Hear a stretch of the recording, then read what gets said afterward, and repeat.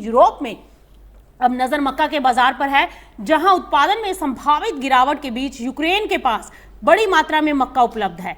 Ukraine के कृषि नीति मंत्री टैरेस व्योस्की ने 2026-27 मार्केटिंग ईयर में देश के पास करीब 2.5 करोड़ टन मक्का एक्सपोर्ट के लिए उपलब्ध हो सकता है। यानी अगर ये पूरा मामला यूरोपीय बाजारों तक पहुंच पाता है तो यूरोपीय संघ में बनने वाली संभावित सप्लाई गैप को काफी हद तक पूरा किया जा सकता है।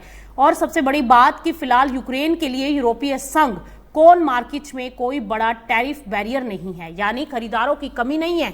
दूसरी तरफ यूरोप में इस साल कॉर्न का प्रोडक्शन घटने की उम्मीद है। ऐसे में यूरोपीय संघ की इंपोर्ट जरूरत यूरोप को पड़ सकती है और यूक्रेन के लिए ये एक बड़ा एक्सपोर्ट अपॉर्चुनिटी बन सकती है। लेकिन यहां सबसे बड़ी अड़चन यूक्रेन के सामने लॉजिस्टिक की है। 1 से 18 अगस्त के बीच यूक्रेन ने सिर्फ करीब 5,22,000 टन अनाज ही एक्सपोर्ट किया, जो उसकी संभावित कैपेसिटी का लगभग 20% है। यानी बाजार में मांग हो सकती है, माल भी है, लेकिन उसे यूरोप तक पहुंचाना यूक्रेन के लिए एक बहुत बड़ी चुनौती है।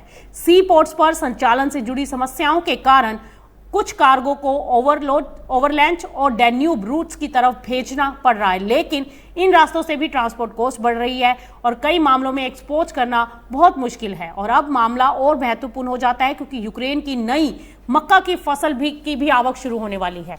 अगर पर्याप्त लॉजिस्टिक कैपेसिटी उपलब्ध नहीं हो पाई तो यूक्रेन के पास निर्यात के लिए लाखों टन मक्का होने के बावजूद उसे तेजी से बाजार तक पहुंचाना बेहद मुश्किल हो सकता है।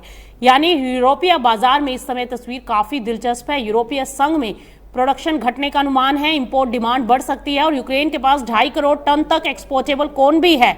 लेकिन इस कहानी का असली सवाल अब बायर नहीं, डिलीवरी है। मक्का उपलब्ध है, बाजार तैयार है, पूरी नजर अब इस बात पर होगी कि यूक्रेन कितना माल यूरोप तक पहुंचा पाएगा। और अगर लॉजिस्टिक की अड़चनें दूर नहीं हुई और अगर दूर हुई तो यूरोप का कॉर्न मार्केट आने वाले सीजन में यूक्रेन के लिए एक बड़ा एक्सपोर्ट डेस्टिनेशन बन सकता है।